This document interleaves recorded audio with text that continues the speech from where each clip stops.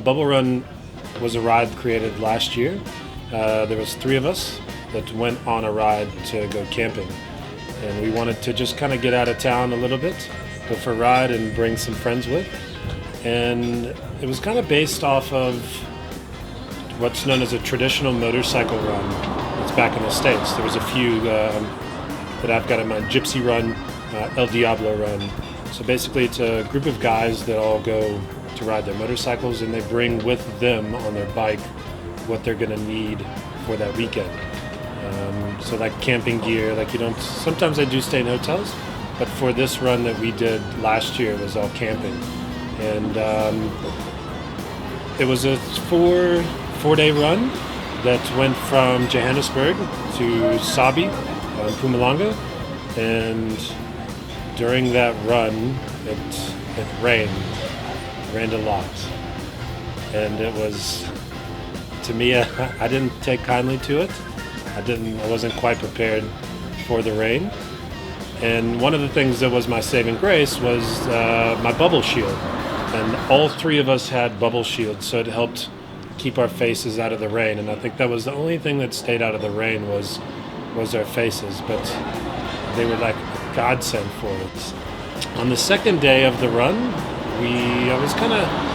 I'd been documenting a lot of the stuff that we were doing, kind of the timelines, where we had gone, things we were doing. And I was like, I want to make this ride an annual run.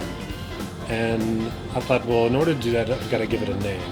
So I thought, what is something on this run so far that has kind of kept coming up over and over that I'll always remember? And it was clear to me that the bubble shields played a vital role of the Bubble Run. And so I was like, so why don't I call it the Bubble Run? And the name, I didn't quite like the name at first. I thought of like big bubble gum and things like that, but the Bubble Run, the name just kept coming back, and it was something that I knew would stick.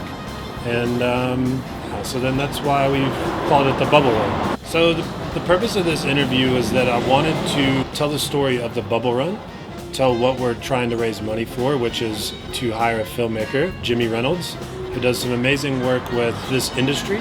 He's filmed the Kalahari Speedway, and he knows a lot of the people in the group, so I feel like kind of that synergy that he'll have with our group will work well with the footage. My goal for this year for the Bubble Run was to create as much quality content as we could for the Bubble Run so that next year hopefully more people can come.